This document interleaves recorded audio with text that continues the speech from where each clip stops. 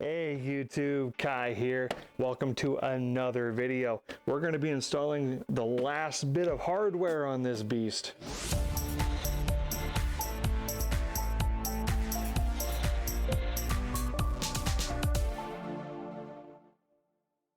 Now this computer is built for my younger brother. It's a high performance budget machine using recycled pieces from my old PC. Everything is mostly done with it, except I got to put the hard drives in. Kind of useless without some storage now, isn't it? So let's crack her open. Let's get this going. So the name of the game tonight is to get this hard drive and this SSD into this computer.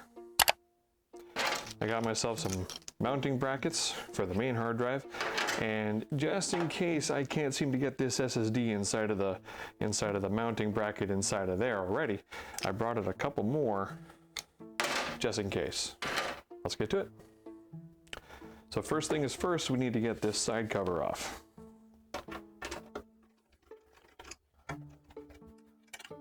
Put those away nice and neatly. All right, let's open her up. All right, so let's get this side panel open. I'm sure you're dying to see what's inside. But that is a GeForce GTX 1050 Ti.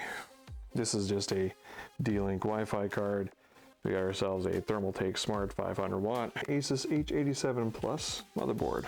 I can't quite remember what CPU this is, so I'm dying to find out. I know it's an i5. I just can't remember what generation or what even the speed is. 4 sticks of Patriot Viper memory. I believe this equates to 28 gigabytes of memory if I remember this configuration correct. The hard drive mounted into here, or here, haven't quite decided yet. And we're going to get the SSD mounted into here.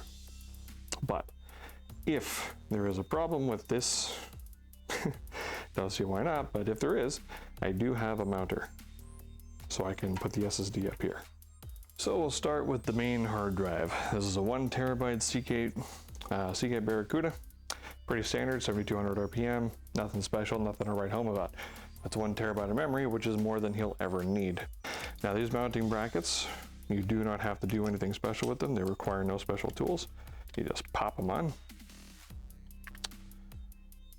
Just like so. And then we slide it in. Oh, it's so satisfying. So now, of course, the next step is to connect some power. Okay. All right. I need a SATA. All right, so we got ourselves a SATA cable here. Let's plug this sucker in. There we go. All right, I got it weeded through. Okay. So now let's get this sucker over here. Let's try that on and see how we like it. Okay, so this next part is the one that I've been looking most forward to. And that's hooking up this Kingston SSD. You know what? I've actually just decided. I'm gonna make an executive decision here, and I'm gonna put the SSD above the mechanical hard drive. So I'm going to bring up my mount and I'm going to install it. We need to take this plate, put this SSD on here. I had to with some screws, so I'm going to go get that. So first thing is first, we bring out a couple M3x8s. Then I bring out the mounting bracket, and I bring out the SSD upside down so that I can mount it proper.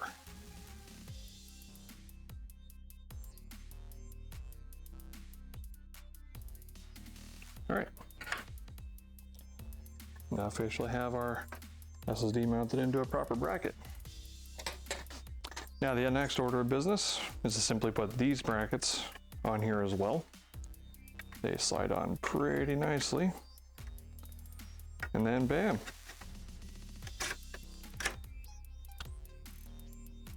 So the next order of business is to get some power in there. So I'm thinking we'll just use this guy. We'll do a little bit of hopscotch over here. Let's just tuck that away. Yeah, there we go. That will do. That will do.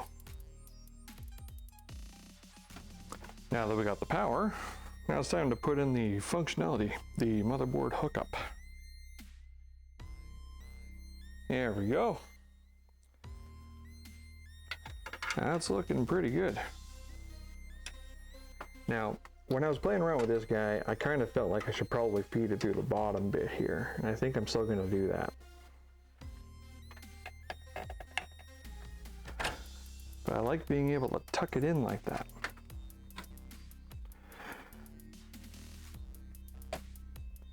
There we go. That is looking pretty spiffy.